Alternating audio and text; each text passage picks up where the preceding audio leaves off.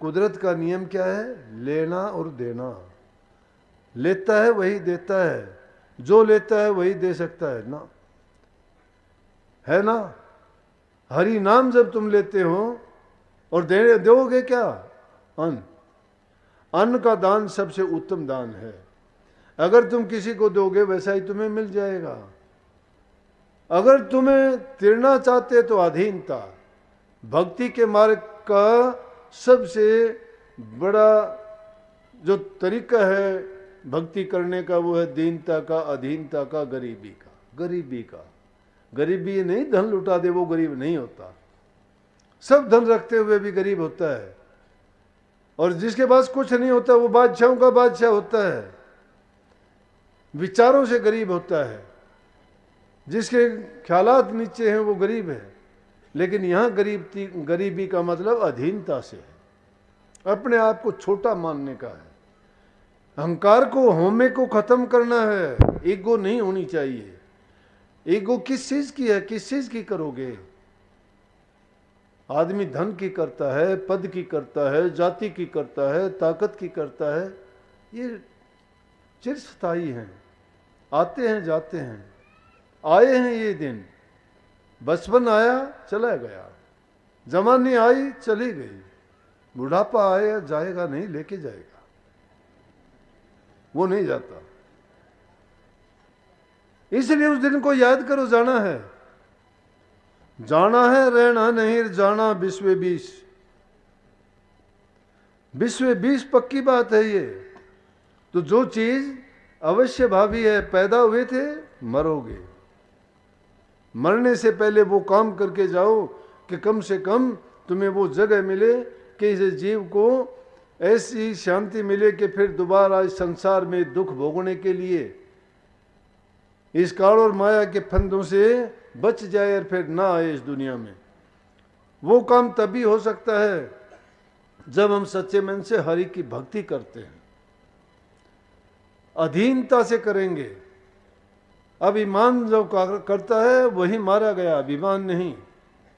जिसने भी कुछ पाया उन्होंने अपनी चाह को मिटा दिया। चाह गई, चिंता मिटी, मनवा बेपरवाह। जिनको कछु न चाहिए वो शाहन के शाह।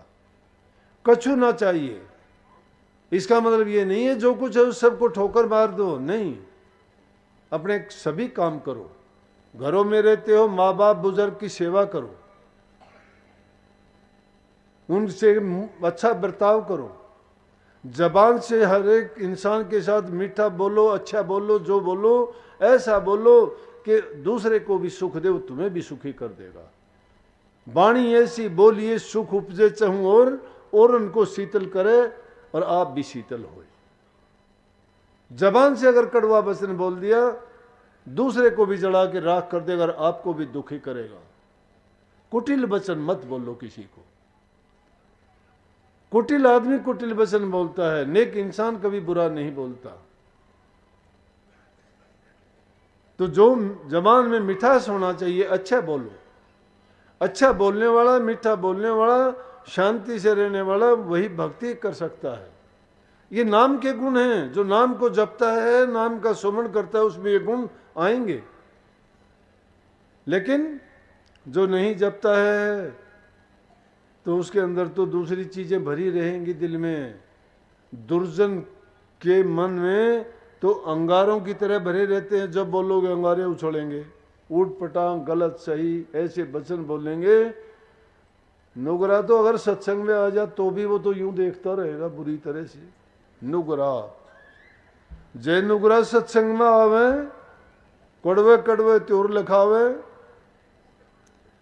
और खोटे मंदे वचन सुनावे, वो रह लड़न ने त्यार नुगरा ना मिलियो। संगति अच्छे इंसानों की करो। नेक इंसानों की संगति तुम्हें सुधार देगी। जैसे का संग करते हो वैसा ही फल मिलता है। पानी के पास बैठने से ठंडक मिलती है, अग्नि के पास मिलने से जाने से तपन मिलती है। इसी प्रकार से नेक इंसानों में बैठने से तुम्हें अच्छी बुद्धि, अच्छे विचार मिलते हैं। उसको सत्संग कहते हैं। सत्संग इंसान के जीवन को संवार देता है, बना देता है, पवित्र कर देता है। इसीलिए सत्संग उसको कहते हैं जहाँ प्रभु की का ही गुणगान होता हो, दूसरी चीज़ों का नहीं। इसलिए भाई बुराई के रास्ते को त्याग के अच्छाई के रास्ते पर चलोगे तो तुम अगर बैठे बैठे भी तुम्हारी समाधि लग जाएगी। कबीर साहब ने जगह जगह ऐसी बातों को फरमाया है, जैसे हालात गुजरे उनने उसी प्रकार से बात कह दी। और उन्होंने कैसे कह दिया, सीधी बात ये कह दी, घर बैठे बनो फकीर मन मार सूरत न डांटो। मन मार सूरत न डांटो कहने में सहज लगी बात ये। घर बैठे फकीर बनो, कुछ भी नहीं त्यागना छोड़ना। जो त्यागने वाली चीज थी वो मैंने बता दी। बुराइयों को छोड़ दो, अच्छाइयों को अपनाओ, संगति अच्छों की करो, गुरु से ज्ञान लेके नाम का सुमन करो। सुमन करते जाओगे कर्म करते चले जाएंगे, हृदय पवित्र हो जाएगा। अगर घर का कूड़ा करकट बुहारना है तो बुहारी से बुहारा करते हैं, नहीं बुहारोगे तो कूड़ा करकट बढ़ता चला जाएगा। इसलिए मन में वो बुहारी किस चीज से लगेगी, नाम के सुमन से। नाम का सुमन करते चले जाओगे, हृदय पवित्र होता चला जाएगा। हृदय जब पवित्र हो जाएगा तभी उसमें नाम ठहर पाएगा।